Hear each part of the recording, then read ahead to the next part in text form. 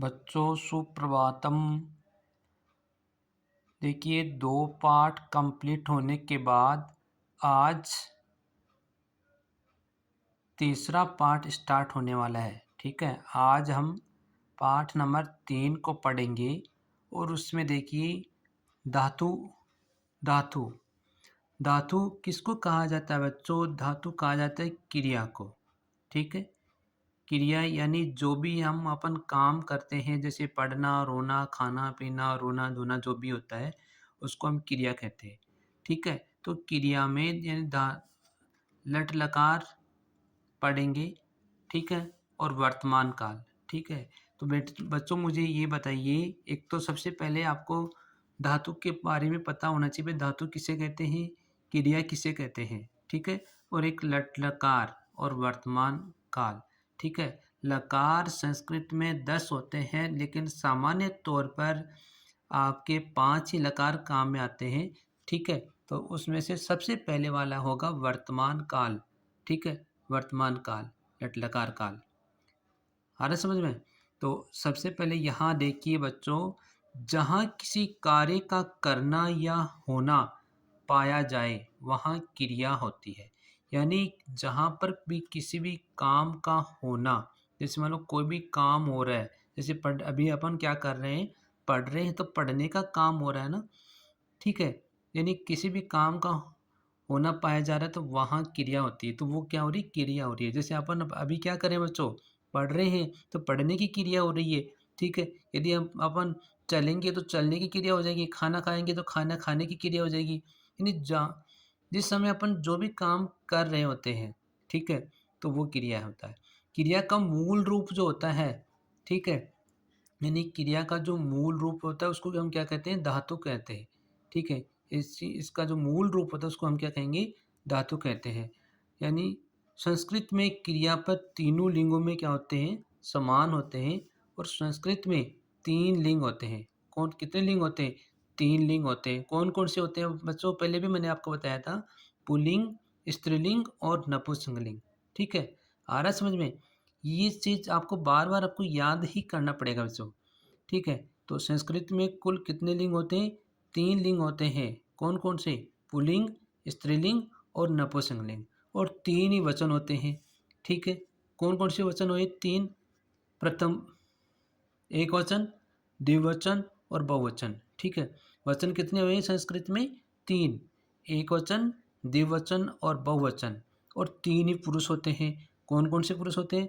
प्रथम पुरुष, मध्यम पुरुष और उत्तम पुरुष। ठीक है, इतनी चीज़ें यदि आपको आ गई, यानी संस्कृत आपको आ गई। ठीक है, तो आज अपन देखिए लट लकार पढ़ेंगे। यानी 5 लकार होते हैं, उसमें से पहला लकार का क्या नाम होता है?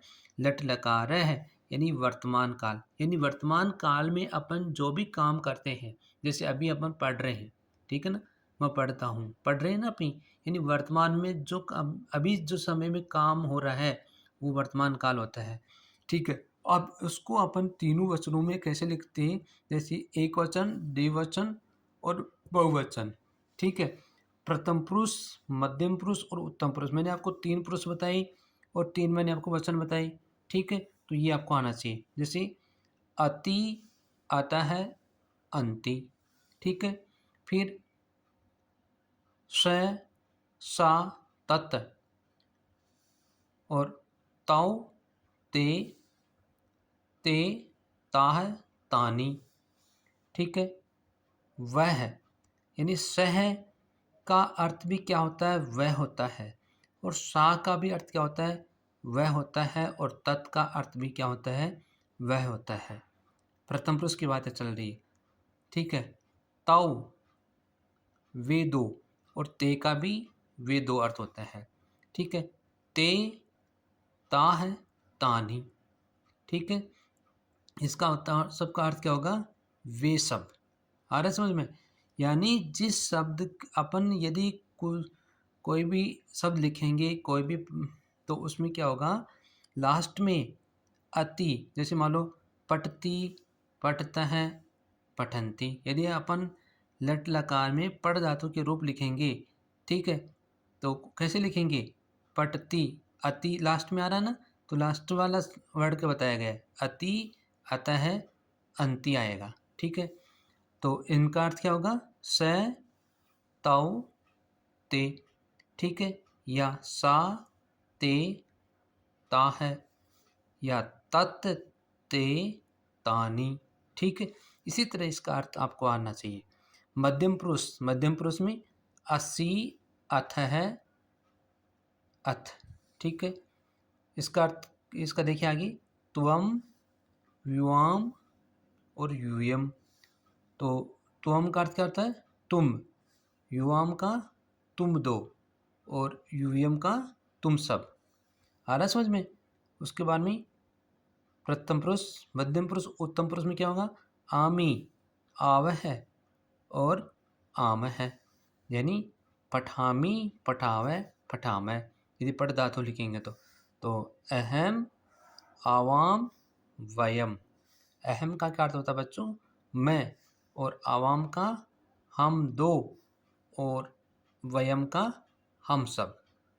ठीक है, आ रहा समझ में? समझ में आ रहा है कि नहीं? एक बार और बताऊं? देखो, ये तो आपको समझ में आ जाएगा। अब आगे देखो, इसी तरह जैसे अपन सबसे पहले लिखेंगे चल धातु। चल धातु भी लिख सकते हैं, पट धातु लिखते हैं, जैसे खा धातु लिख सकते हैं, यानी कोई सा भी लिख लो। ठीक है, सेम सबका लिखा जाएगा। चल धातु लट लकार। चल धातु का अपन लट लकार के रूप लिखेंगे, तो कैसे लिखेंगे? सबसे पहले एक वचन, द्विवचन और बहुवचन के रूप लिखेंगे। ये लोग लिख लेंगे ऊपर। इधर प्रथम पुरुष, मध्यम पुरुष और उत्तम पुरुष। तो कैसे लिखेंगे बच्चों? चलती, चलता है, फिर चलंती, फिर चलसी, चलता है, चलत, फिर चलामी, चलावे, चलावे। ठीक है, इसी तरह ही अपन यदि इसकी जगह दूसरा लिखते हैं, जैसे मान लो चल की जगह क्या हो जाए? पठ है, पठ धातु। पठ का मतलब क्या होता है? पढ़ना। पढ़, पठ धातु आ जाए, या ठीक है, तो उसकी जगह अपन कैसे लिखेंगे?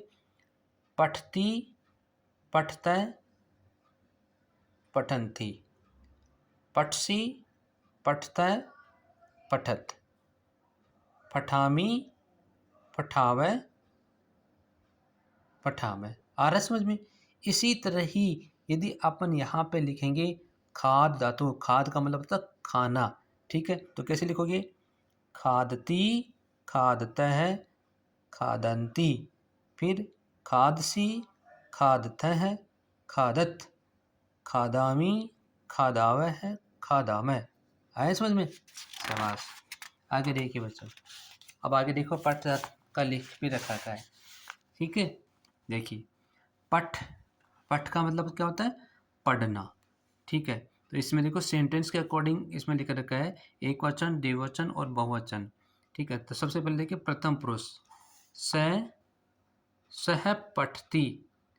ठीक है, सह का क्या अर्थ होता है? वह, और पठती का अर्थ क्या होता है? पढ़ना।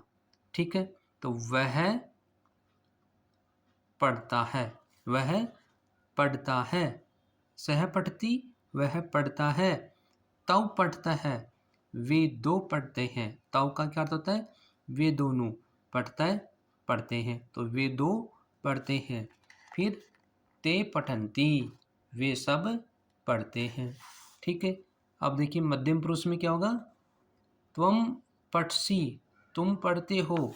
युवाम पढ़ता है, तुम दो पढ़ते हो। और यूयम पठत, तुम सब पढ़ते हो।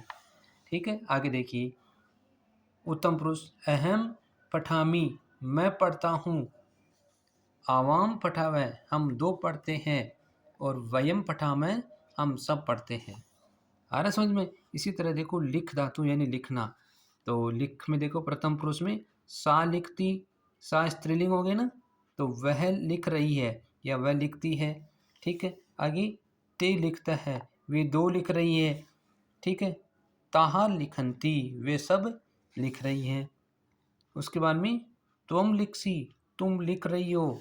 और युवाम लिखता है, तुम दो लिखती हो। और यूयम लिखत, तुम सब लिख रही हो। ठीक है, आगे अहम लिखामी, मैं लिखती हूँ। और आवाम लिखावे, हम दो लिख रही हैं। और वयम लिखामै, हम सब लिख रही हैं। आ रहा समझ में? आगे आगे देखिए बच्चों, वैसे मुझे सबसे पहले आप ये बताइए, जो ऊपर मैंने पढ़ाया है वो आपके कंप्लीट समझ में आ रहा है?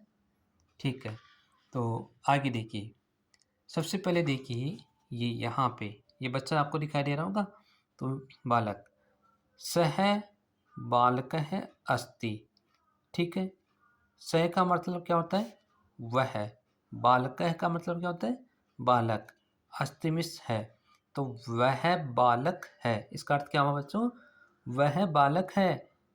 स वदति, स का मतलब वह, वदति मिस बोलता है, तो वह बोलता है। यहाँ का इसका पूरा अर्थ समझ में आ गया। सह बालक अस्ति, वह बालक है। सह वदति, वह बोलता है।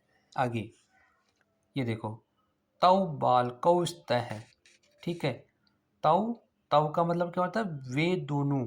बालकौ स्तः, वे दो बालक हैं या वे दोनों बालक हैं। तौ वदतः है, वे दोनों बोलते हैं। फिर आगे देखियो, देखो, ते बालकाः सन्ति, ते मिस वे सब, बालकाः वे सब बालक हैं। ते वदन्ति, वे सब बोलते हैं। आया समझ में? आगे ये देखिए, सा सा बालिकास्ति, सा मिस वह बालिका, वह बालिका अस्ति है, तो वह बालिका है। सा खेलती, वह खेलती है, ठीक है। सा बालिका अस्ति, वह बालिका है। सा खेलती, वह खेलती है। आगे देखिए, ते बालिके स्तः, वे दो बालिकाएं हैं, ठीक है। वे कितने बालिकाएं हैं? वे दो बालिकाएं हैं। ते खेलता है, वे दोनों खेल रही हैं। फिर आगे देखिए, ताहा बालिकाः सन्ति, ताह मिस वे सब बालिकाएं हैं। ता खेलन्ति, ताह खेलन्ति, वे सब खेल रही हैं। आगे देखिए, उसके बारे में नीचे, तुम महिला असी, तुम मिस तुम का क्या अर्थ होता है? तुम महिला असी, तुम महिला हो। तुम नमसी, तुम नमस्कार कर रही हो, ठीक है। तुम महिला असी, तुम महिला हो। तुम नमसी, नमसी का मतलब होता है नमस्कार, तुम नमस्कार कर रही हो।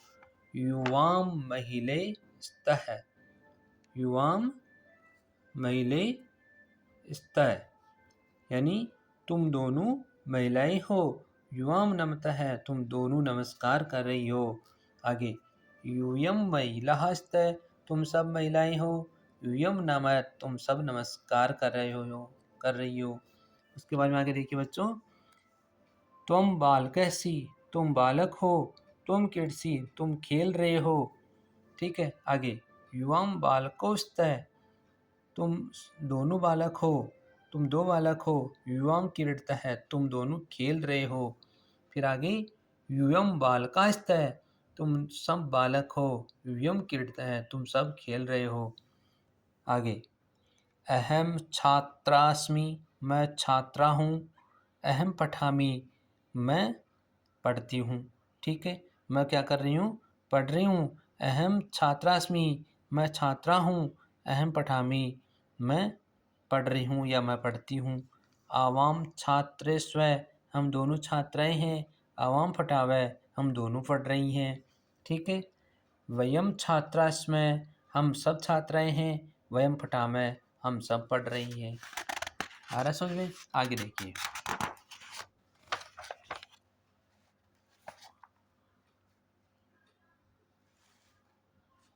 अहम नर अस्मि, अहम नर, नर में क्या होता है? आदमी या मनुष्य। अहम नर अस्मि, मैं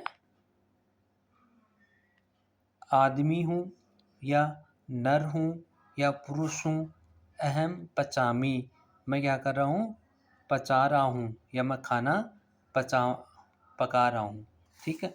आवाम नरौ स्व, हम दोनों नर हैं, ठीक है। आवाम पचामै, हम पचा रहे हैं, हम दोनों पचा रहे हैं।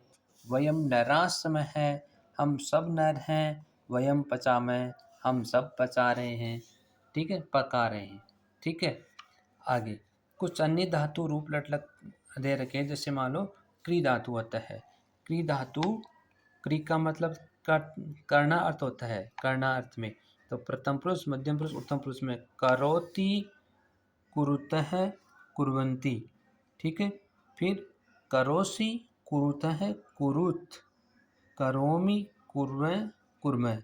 ठीक है, उसके बाद में भू धातु, यानी भू का मतलब होता है होना, तो भवति, भवतः, भवन्ति।